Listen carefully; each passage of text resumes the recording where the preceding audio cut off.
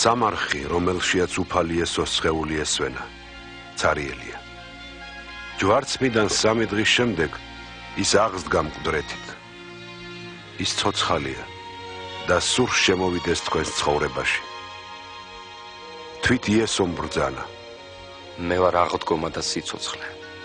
ვინც მე მიწამებს, კიდევაც რომ მოკვდა სიცოცხლებს.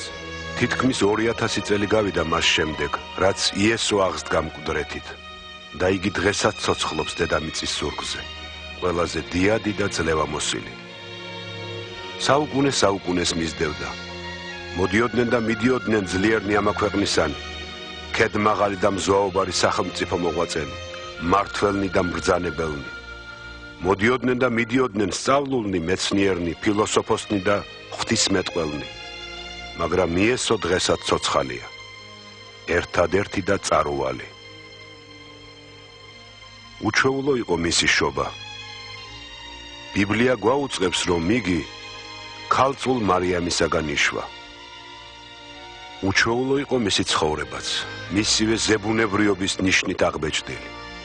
მან იცხოვრა წმინდა ცხოვრებით, ყოველგვარი ცოდვის გარეშე. აღასრულა უფრო დიადი სასწაულნი, ვიდრე სხვა ვინმემ, ვისაც ოდესმე უცხოვრია ამ ქვეყნად.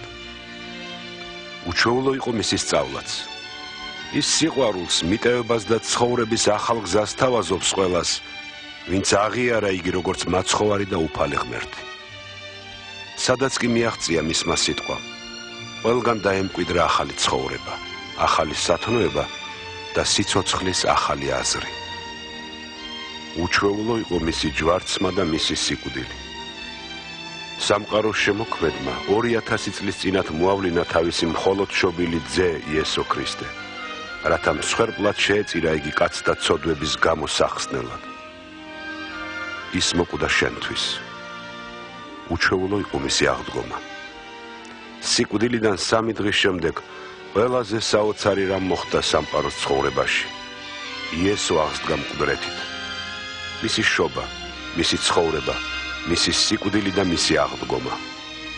ყოველივე ეს მოწმობს, რომ იესო ჭეშმარიტად არის ის, რადაც თავის თავს თვლიდა. ძე ღვთისა და მხსნელი კაცთა მოდგმისა.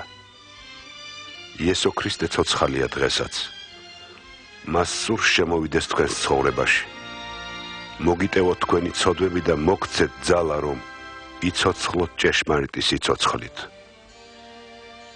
უსმინეთ მის სიტყვებს. მოვედით ჩემთან ყოველი მაშვრალნი და ტვირთმძიმენი და მე მოგიფონებთ თქვენ. მე ვარ გზა, ჭეშმარიტება და სიცოცხლე. ვერავინ მივა მამასთან თუ არა ჩემს მიერ. ბიბლია ამბობს, რადგანაც სწოდა ყოველმა და მოაკლდა დიდებას ღმრთისას. ის აგრეთვე ამბობს, რადგანაც საგზალი ცოდვისას სიკვდილია, ხოლო ნიჭი ღმრთისა ცხოვრება საუკუნო უფლის ჩვენის იესო ქრისტეს მიერ. იესოს სიკვდილი იყო თქვენი ცოდვების საზღაური. სწორედ ახლა, ამჟამად, იგი მზად არის შემოვიდეს თქვენს ცხოვრებაში. ხედავ, მე კართან მდგავარ და გიხმობთ. თუ ვინმეს ესმის ჩემი ხმა და კარს გამიღებს, მე შევალ მის ცხოვრებაში.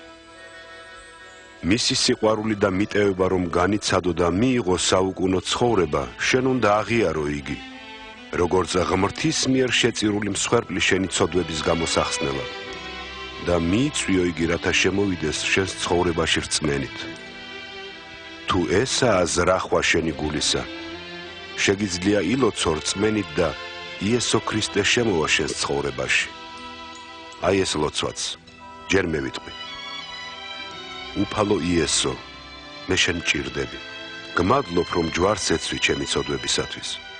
მე გავხსნი ჩემი ცხოვრების კარს და მიგიღებ შენ როგორც ჩემს მაცხოვარს და უფალს.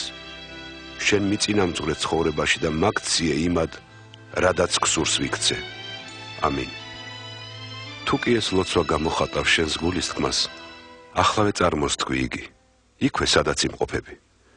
ჩემთან ერთად ჩუმად ილოცე და სიტყვით გაიმეორე, რასაც მე ვიტყვი. უფალო იესო, მე შენ მჭირდები. გმადლობ, რომ ჯვარს ეცვი ჩემი ცოდვებისათვის. მე გავხსნი ჩემი ცხოვრების კარს და მიგიღებ შენ როგორც ჩემს მაცხოვარს და უფალს. შენ მიწინამძღვრე ცხოვრებაში და მაგციე იმად, რადაც გსურს ვიქცე. ამინ. ახლა როცა ეს ლოცვა რწმენისა უკვე წარმოსთქვი და მოიწვიე იესო ქრისტე შემობრძანდეს შენს ცხოვრებაში, შეგიძლია გწამდეს, რომ იგი შემოვა. ვინაიდან როგორც აღგითქვა, მხოლოდ მაშინ გეწევა, როცა სთხოვ. შეგიძლია ასევე გწამდეს, რომ მოგეტევა შენი ცოდვები, რომ შენ ხარ შვილი ღმრთისა და გაქვს საუკუნო ცხოვრება. თუ გსურს განიცადოს სრული და ჭეშმარიტი ცხოვრება, რომელიც აღგითქვა იესო, ყოველდღე ლოცვით ესაუბრე მას. იკითხე წმინდა წერილი და ასე ჩასწვდი მის სასწაულებრივ ზრახვას შენი ცხოვრებისათვის. შეხვდი შენს მოყვასთ, რომელთაც უყვართ იესო და მიმდევარნი არიან მისი. და ბოლოს, მარადჟამს გახსოვდეს მისი გასაოცარი აღთქმანი. არასოდეს გაგშორდებით და არც მიგატოვებთ თქვენ. და აჰა მე თქვენთანა ვარ, ვიდრე ქვეყნის აღსასრულამდე.